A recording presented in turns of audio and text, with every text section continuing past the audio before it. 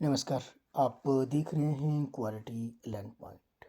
जून 2025 के लिए आपके एग्ज़ाम डेट अनाउंस हो चुके हैं। एचपी टेट की स्पेशली मैं बात कर रहा हूँ। तो यहाँ पर एचपी टेट के लिए साइकोलॉजी सेक्शन आप कैसे कवर कर सकते हैं उसका मैं आपके लिए सिलेबस में बता रहा हूँ। इसको आप नोट डाउन करना, आप सेल्फ स्टडी भी कर सकते हैं और ये आपके ऊपर निर्भर करेगा। तो अगर आपके टॉपिक देखिए कौन कौन सी थ्योरीज ऐसी रहती हैं जो आपके पास हर बार एग्ज़ाम में आती हैं, वो टॉपिक आप यहाँ से नोट डाउन कर लीजिए और इसकी आप सेल्फ इवेल्यूएशन कर सकते हैं। प्रीवियस ईयर क्वेश्चन पेपर के साथ जाकर इसको मैच कर सकते हैं कि प्रीवियस ईयर क्वेश्चन पेपर में जैसे क्लासिकल कंडीशनिंग थ्योरी से कितनी बार क्वेश्चन एग्जाम में पूछे गए हैं, चाहे आपके पास वो टीजीटी में आर्ट्स में पूछे गए हो, मेडिकल में हो, नॉन मेडिकल में हो, या फिर जेवीटी टेट के अंदर आपके पास कहाँ से प्रश्न आपके पूछे गए हैं। ये एचपी टेट में जो प्रीवियस ईयर क्वेश्चन पेपर आपके चेक करना, तो उसमें हर थ्योरी से क्वेश्चन देखना, उसमें आपको टाइप समझ में आ जाएगा। लास्ट में आपको ये भी समझ में आ जाएगा कि जो आपके पास प्रश्न पूछे जाते हैं वो ऐसा बहुत रेयर रहता है कि क्वेश्चन आपके रिपीट हो। रिपीट कौन सी थ्योरी से होते हैं, तो मैक्सिमम जो क्वेश्चन आपके रिपीटेड रहते हैं वो रहते हैं जीन पियाजे की कॉग्निटिव डेवलपमेंट से। यहाँ से डायरेक्ट क्वेश्चन आपके पास रिपीट होते रहते हैं। अब बाकी की अगर मैं बात करूँ तो बाकी आपके रिपीट होते हैं, तो ऐसा नहीं है। ऑपरेंट कंडीशनिंग से आपके पास क्वेश्चन डायरेक्ट पूछने के चांसेस ना के बराबर रहते हैं। एक क्वेश्चन ये बन जाते हैं कि किसने ये थ्योरी दी है, बाकी क्वेश्चन ना के बराबर रिपीट होते हैं। क्लासिकल कंडीशनिंग थ्योरी में पहले क्वेश्चन पूछे जाते थे ये थ्योरी किसने दी, एक्सपेरिमेंट किसने किया था, आपके पास यूसीएस यूसीआर वगैरह सीएससीआर से क्वेश्चन आपके जो उसकी एब्रिविएशन वगैरह है उससे क्वेश्चन पूछे जाते थे। लेकिन अब यहाँ पर आपके पास प्रोसेस ऑफ जो लर्निंग है वो क्या रहा, यहाँ से प्रश्न आपके पास अब अधिकतर पूछे जाते हैं और रियल बेस्ड सिचुएशन को आधार बनाकर आपके पास क्वेश्चन पुट किए जाते हैं एचपी बॉक्स के अंदर। दूसरी बात, ट्रायल एंड एरर थ्योरी की अगर मैं बात करूँ तो ये प्रश्न आपके पास सिंपल रहता है कि किसने दी है, कब दी है, ये वाली चीजें। लेकिन अब प्रश्न पूछा जाता है कि ट्रायल एंड एरर थ्योरी के अंदर जो प्राइमरी और सेकेंडरी लॉज है जो थॉर्नडाइक के हैं, ये दोनों आपके पास प्रश्न यहाँ से पूछे जाते हैं। सेकेंडरी लॉज में आपके पास सिर्फ आपके पास टाइप पूछे जाते हैं कि सेकेंडरी लॉज कौन कौन से आपके पास है, उसमें अंदर डेप्थ में नहीं जाया जाता। लेकिन प्राइमरी लॉज के अंदर जो आपके पास प्राइमरी लॉज में 3 तरह के लॉज की बात आती है, उसमें आपके पास जो प्रश्न है वो आपके पास अंदर तक पूछे जा सकते हैं कि आपके पास यहाँ से प्रश्न बन सकते हैं। तो इसको आप करके जाएंगे। इनसाइड थ्योरी के अंदर अगर हम देखें तो इनसाइड थ्योरी से भी डायरेक्ट क्वेश्चन अब ना के बराबर पूछे जाते हैं।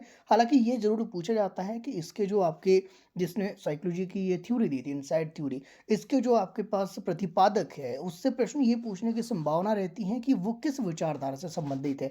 जैसे मैं क्लासिकल कंडीशनिंग ऑपरेंट और आपके पास ट्रायल एंड एरर की अगर मैं बात करूं तो ये जो विचारधारा थी कौन सी थी, बिहेवियरिज्म वाली थी। उसी तरह आपके पास जो इनसाइड थ्योरी है ये कौन सी है, ये गेस्टाल्ट है। तो इसमें विचारधाराएं जो है वहां से प्रश्न आपके पास एग्जाम में पुट हो रहे हैं। जीन पियाजे की कॉग्निटिव डेवलपमेंट के आपके क्वेश्चन याद रखना। इसमें अब आपके पास मोरल डेवलपमेंट भी रहता है। जीन पियाजे ने मोरल डेवलपमेंट के बारे में क्या बातें की हैं वो भी आपके पास अब थोड़ा सा एरिया वाइड हो गया है, तो इस बार थोड़े वाइड एरिया के हिसाब से आप तैयारी करें। डायरेक्ट थ्योरी थ्योरी करने से नहीं होगा कि आपने इसमें 4 तरह की जो आपके बताए हैं उसको रट लिया और आपके एग्जाम में प्रश्न यहाँ से बनेगा, ऐसा नहीं है। बहुत रेयर है यहाँ से बने। अब इसमें मोरल डेवलपमेंट का एक कॉन्सेप्ट है उसको लेकर भी आप चलेंगे, तो बाकी चीज़ें भी आपको देखनी होगी कि कौन से स्कीमाज आपके होते हैं। तो ये सारी चीज़ें आपकी इसमें कवर करेंगे इस बार के लिए। इसके अलावा देखिए ब्रूनर की आपके पास जो थ्योरी ऑफ कॉग्निटिव डेवलपमेंट है ये भी आपके पास किसकी है, कॉग्निटिव डेवलपमेंट आपके जीन पियाजे ने भी दी है, आपके ब्रूनर ने भी दी है कॉग्निटिव डेवलपमेंट, वाइगोत्स्की ने भी दी है, और भी कुछ व्यक्तियों ने आपके पास कॉग्निटिव डेवलपमेंट की बात की है। तो कॉग्निटिव डेवलपमेंट जितने भी आपके पास थ्योरिस्ट है उन सभी के एक बार आपने गो थ्रू कर लेना, उनके पॉइंट आउट आपके पास नोट कर लेना। इसके अलावा कॉलबर्ग की आपके पास मोरल डेवलपमेंट में कितने स्टेजेस है, कितने लेवल है, यहाँ से प्रश्न पहले भी आते हैं और अब भी आते हैं और इसको आपने जरूर गो थ्रू करना है, ये भी बड़ा इंपॉर्टेंट है। यानी कि इस वीडियो का सीधा मेन पर्पस क्या है कि साइकोलॉजी वाइज सेक्शन चाहे आपके पास टीजीटी आर्ट्स है, मेडिकल है, नॉन मेडिकल है, जीवीटी टेट है, अगर आप प्रिपरेशन कर रहे हो तो कैसे आप जो है इन टॉपिक को कवर करके आप पूरा का पूरा साइकोलॉजी सेक्शन 30 मार्क्स का जो रहता है उसको कवर कर सकते हैं। दूसरी आपको एक बात मैं बता दूं, साइकोलॉजी सेक्शन आपके पास 2 से 3 क्वेश्चन या 3 से 4 क्वेश्चन ऐसे रहते हैं जिसको कवर करना पॉसिबल नहीं होता, हर बार नए टॉपिक आपके ऐड होते हैं। तो उसको छोड़कर बाकी आपके पास लगभग ये मान सकते हैं कि 22 से लेकर 25 तक स्कोर आप इजीली कर सकते हैं अगर आप इन टॉपिक पर ध्यान देते हैं, तो आपके एग्जाम में यही बनते हैं। फिर आप नेक्स्ट देखिए तो आपके पास यहाँ पर क्या देखने को मिलता है, कॉलबर्ग के बाद एरिक्सन की साइकोसोशल डेवलपमेंट जो थ्योरी जिसको लाइफ स्पैन डेवलपमेंट थ्योरी के नाम से हम जानते हैं, यहाँ से भी एक ना एक प्रश्न आपके एग्जाम में आता है और पिछले 3-4 सालों में हमें ये देखने को हमेशा मिल रहा है। किसी न किसी स्ट्रीम को यहाँ से क्वेश्चन आ ही जाता है। फिर हम मैस्लो की हायरार्की, इसको कई बार ऑर्डर में आपको बताने के लिए कहा जाता है, कई बार आपके पास इसकी विशेषताएं आपसे पूछी, कैरेक्टरिस्टिक आपके पूछे जाते हैं तो उसको भी गो थ्रू कर लेना। इसके अलावा अगर आप देखें तो हॉवर्ड गार्नर की मल्टीपल इंटेलिजेंस, तो वर्तमान में आपके पास 8 टाइप में, पहले ये 7 थे लेकिन आपके पास अभी अपडेट होकर 9 हो चुके हैं।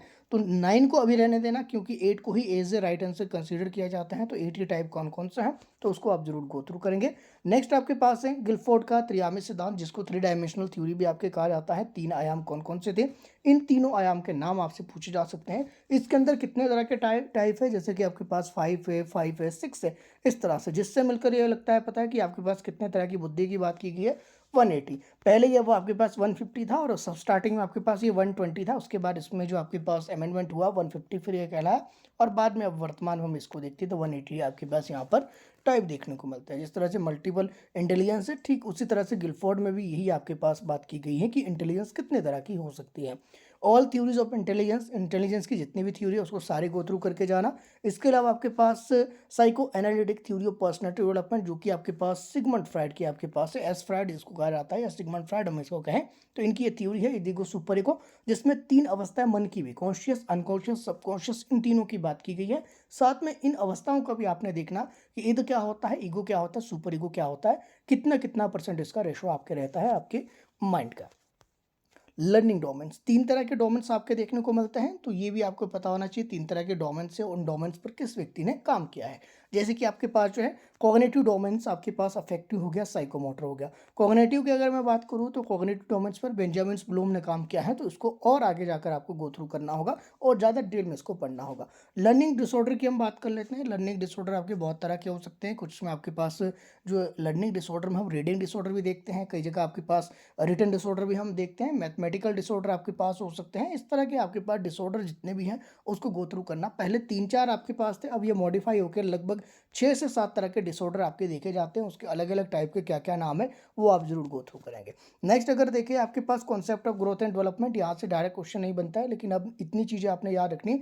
जो ग्रोथ है, ग्रोथ का मतलब आपके पास क्या होती है, वृद्धि होती है, और डेवलपमेंट का मतलब आपके विकास होता है। वृद्धि को आप मेजर कर सकते हो जबकि विकास को आप मेजर नहीं कर सकते। वृद्धि का मतलब आपके भार में आपके पास वृद्धि हो रही है, आपकी हाइट में वृद्धि हो रही है, ऐसी चीज़ इसको देख सकते हैं। विकास आपके पास कॉग्निटिवली चलता है, ह्यूमन डेवलपमेंट के अंदर वो माइंड डेवलपमेंट आपके रहती है, तो उसको आपके देखना पॉसिबल नहीं होती है, तो ऐसे क्वेश्चन यहाँ से बन जाते हैं। इसके कॉन्सेप्ट क्लियर करके चलना। हेरिडिटी एंड इन्वायरमेंट की अगर मैं बात करूँ तो हेरिडिटी के आपके पास क्या क्या प्रभाव पड़ते हैं किसी चाइल्ड के ऊपर, इन्वायरमेंट का क्या क्या प्रभाव पड़ेगा, यहाँ से क्वेश्चन बनते हैं।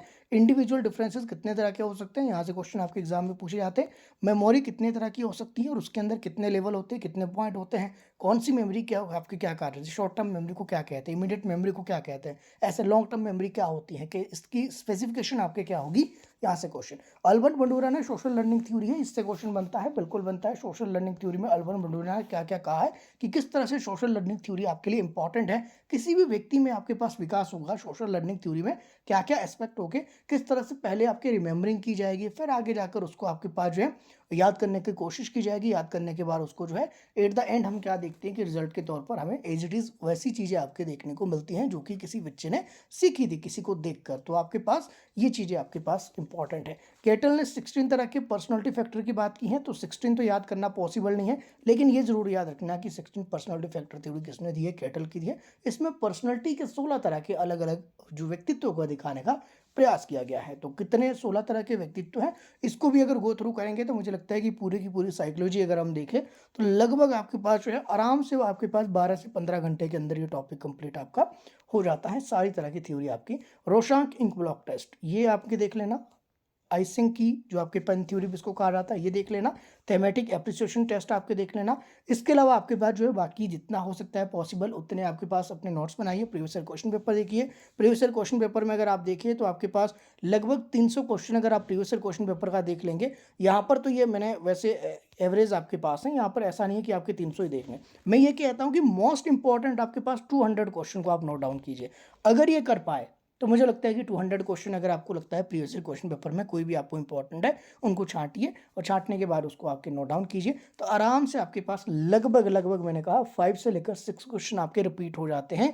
इतने क्वेश्चन तो आपके रिपीटेड ही मिल जाएंगे। बाकी 20 क्वेश्चन आप वैसे ही ठीक कर लोगे तो स्कोर आपका वैसे 25-26 तक आपके आराम से बन जाता है। इसके अलावा अगर आपको कोई और गाइडेंस चाहिए, मैंने सिलेबस आपके साथ शेयर किया है। साइकोलॉजी की अलग से एक प्लेलिस्ट भी है इसी quality learn point YouTube channel पर, उसमें भी जाकर आपके पास साइकोलॉजी की बहुत सी वीडियोज़ के कॉन्सेप्ट आप समझ सकते हैं। बाकी अगर आप चाहें तो किसी भी तरह की गाइडेंस के लिए या फिर ऑनलाइन बैचेज़ वगैरह के लिए या नोट्स वगैरह आपको चाहिए हो तो इस नंबर पर आप मुझे सीधे व्हाट्सअप भी कर सकते हैं।